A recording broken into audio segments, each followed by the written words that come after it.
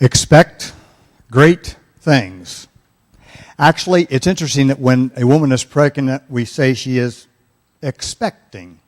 Expect great things. I asked for permission to use my opening illustration this evening, and it gained me a whole row of family right here. Kim Cap, one of our secretaries, took daughter Jackie to check on her pregnancy. Very excited about that. In the course of that, the technician came back and announced to Jackie, "You're going to have identical twins." To which Jackie said, "You're kidding." To which the technician said, "We don't kid about that kind of thing here." The surprise for them was they did not expect a thing. It was expect great things in plural. We're very excited for Jackie and for the whole family, and she's right here, and some of you will want to shake her hand following worship. Expect great things. As a matter of fact, all the way through the Scripture, that's the message that was sent. Remember Zechariah? Zechariah, by lot, had the opportunity to go into the temple. Went into the Holy of Holies, and there the angel appeared to him and said, "Zechariah, expect great things. You've had no children. Your wife is up in years. She's going to be pregnant and give birth to a boy." And Zechariah said, "No way." And the angel said, "Because you don't expect great things, you're not allowed to talk until the baby is born." Zechariah came out and unable to speak. I'm not sure exactly how he made that motion to his wife. It may have been, and with her, it would be, expect great things. And Elizabeth herself was absolutely amazed because she had been barren all these years. And to Elizabeth, it was expect great things. Now, in the 6th month of Elizabeth's pregnancy, soon to deliver John, whom we refer to as John the Baptist, the angel Gabriel appeared to Mary and said to this young maiden, "That which is conceived within you is from God. Expect great things." And Mary began to expect great things. As a matter of fact, she was so excited about it that she made her way to the hill country of Judea to her kinswoman Elizabeth. And when she arrived, remember Elizabeth was in her 6th month of pregnancy, the child leapt in the womb as Mary shared that she was expecting great things too, that she indeed was pregnant. Now with Joseph, a little different story. Joseph resolved to divorce Mary quietly so as to bring her to no disgrace. That's what the Scripture says. Now, the background is this. There was the engagement, then there was the official betrothal, and then there was the actual marriage ceremony. The betrothal was a legal and binding agreement. The only way out of a betrothal was with a writ of divorce. If Mary was found with child at the marriage ceremony, the religious law laid it down that she could be stoned until she was dead. Therefore, Joseph, thinking of the best welfare for Mary, resolved to divorce her quietly so as to bring her to no disgrace. But the angel appeared to Joseph, and the angel said, "Joseph, I know you're a little bit questioning here, but that which Mary has conceived is from God." And the angel said to Joseph, my words, "Joseph, expect great things." And then, as you know, the census went out that all the world should be enrolled, and Mary and Joseph made their way to the city of Bethlehem because Joseph was of the house and lineage of King David. Mary was growing near her to her time of birth and pregnancy, and it may have been that Joseph had to give Mary a little pep talk because it may have been 7 days on the road on the back of a donkey and on foot, and Joseph may have had to say to Mary, "Mary, expect great things. Expect great things. This is fine." I imagine, this is my version of the story, that when they arrived to the city of Bethlehem, Joseph, trying to cheer Mary up a little more, said, "Mary, see, I told you, expect great things."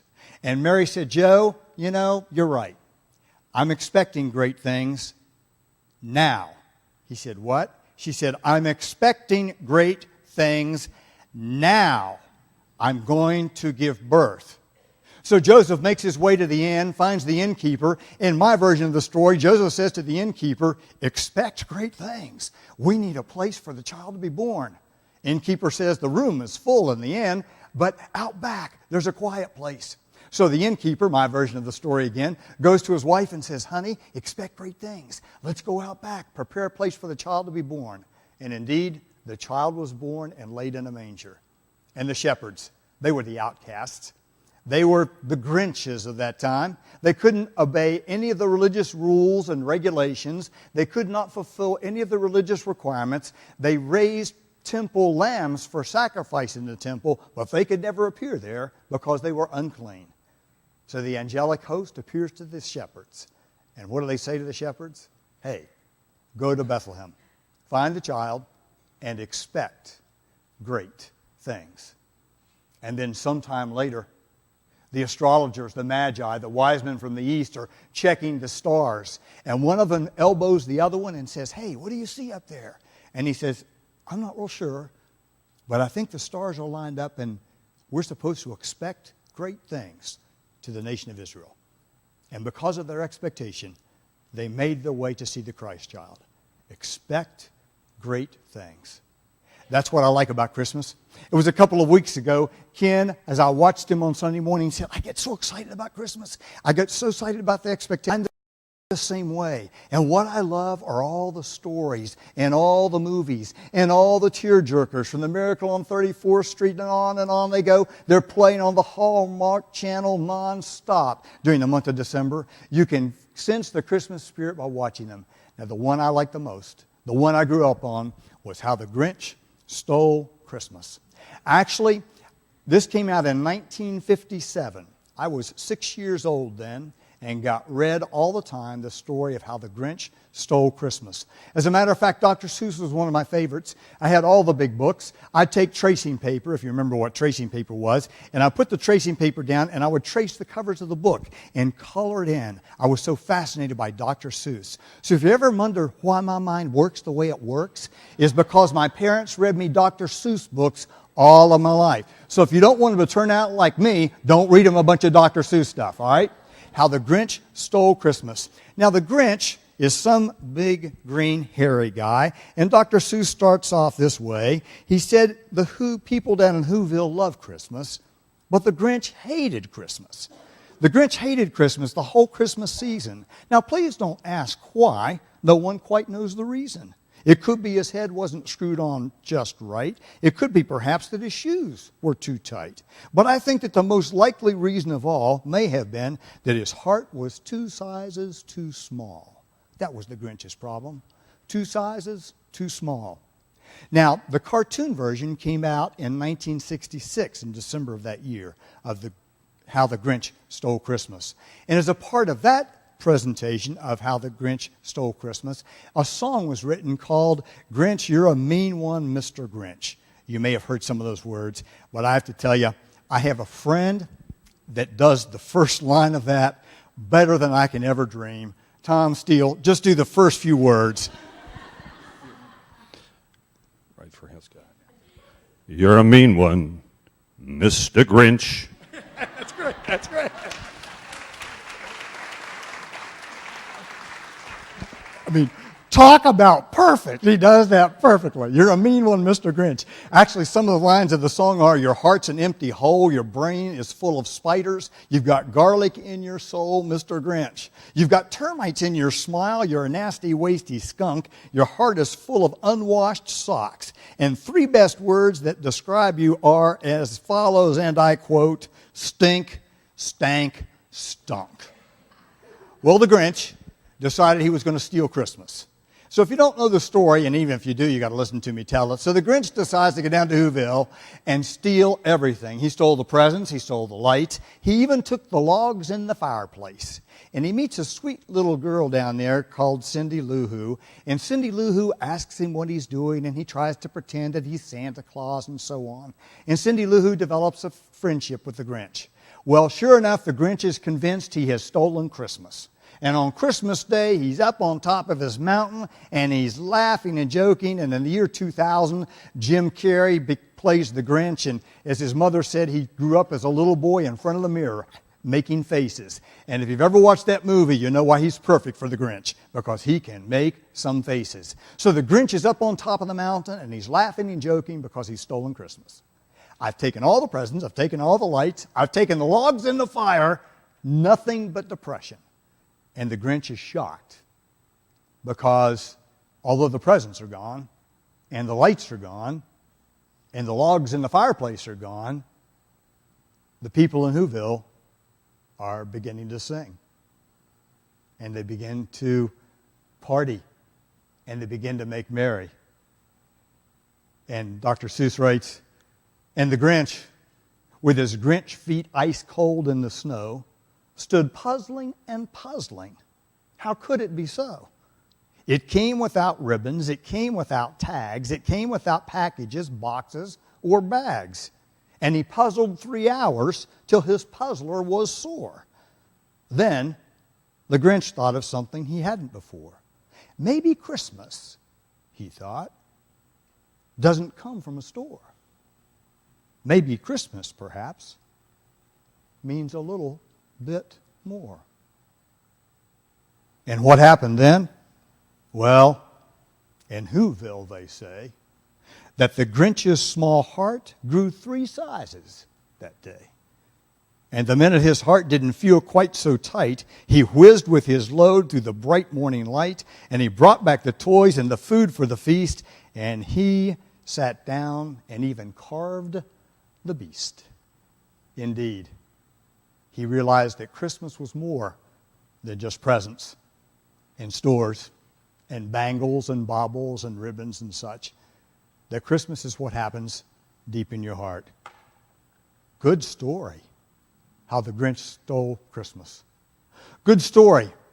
Expect great things, even from Grinches. You'll find a Grinch sometime. You'll need to hug that Grinch. You'll need to let their heart grow 3 times the size as you share their love and as you share your love with them. Indeed, it's true. Listen, Zachariah, listen. Expect great things. Listen, Elizabeth, listen. Expect great things. Listen, Mary, listen. Expect great things. Listen, Joseph, listen. Expect great things. Listen, innkeeper, listen. Expect great things. Listen, shepherds, listen. Expect great things. Listen, Magi, listen. Expect great things. Listen, Grinch, listen. Expect great things. Indeed, in the movie version of the story, it's the relationship that the Grinch had with Cindy Lou Who that made the difference. This young one reached out to the Grinch, offered him love, accepted the unacceptable, hugged the unhuggable, and was close to the person who had termites in his smile and helped transform his heart. Indeed, it is true. Where are you, Christmas? She sings. Christmas comes about with love, with hope, and with joy, and can even change the heart of the Grinch. Where are you, Christmas? Where are you, Christmas? What's the title? Expect great things. I invite you to expect great things.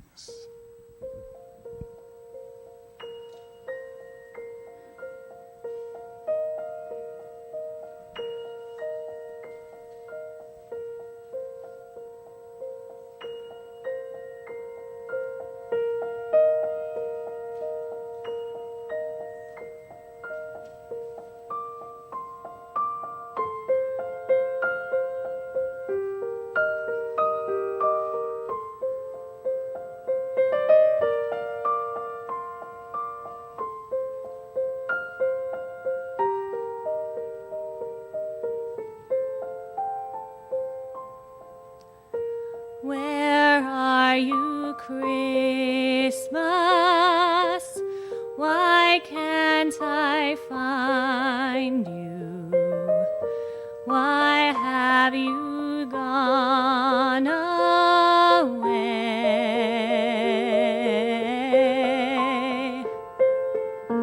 Where is the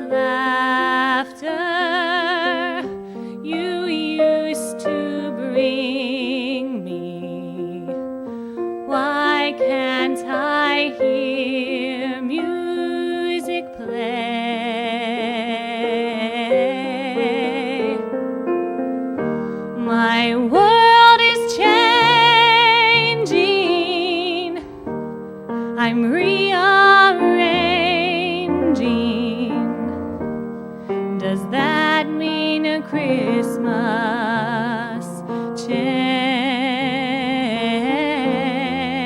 changes too?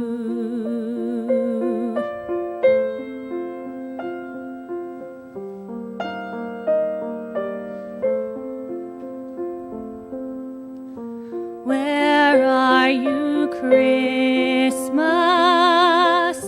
Do you remember the one you used to know?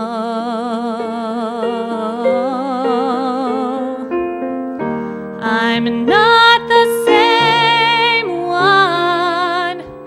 See what the time's done. Is that why you have let me go? Oh, Christmas is here everywhere. Oh, Christmas is here if you care.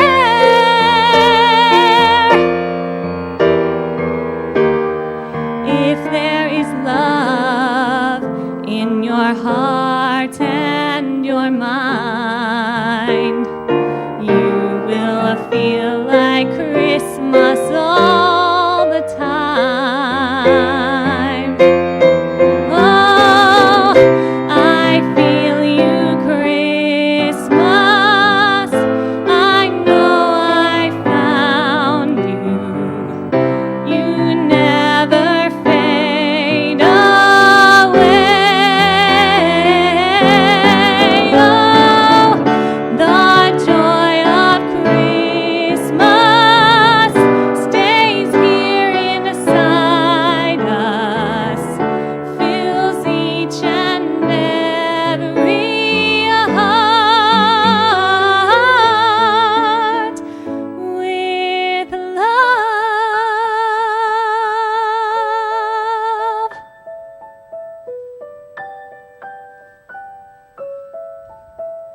Where are you, Christmas?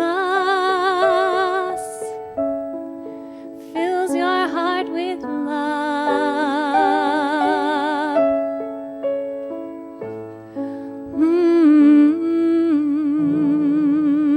Mm.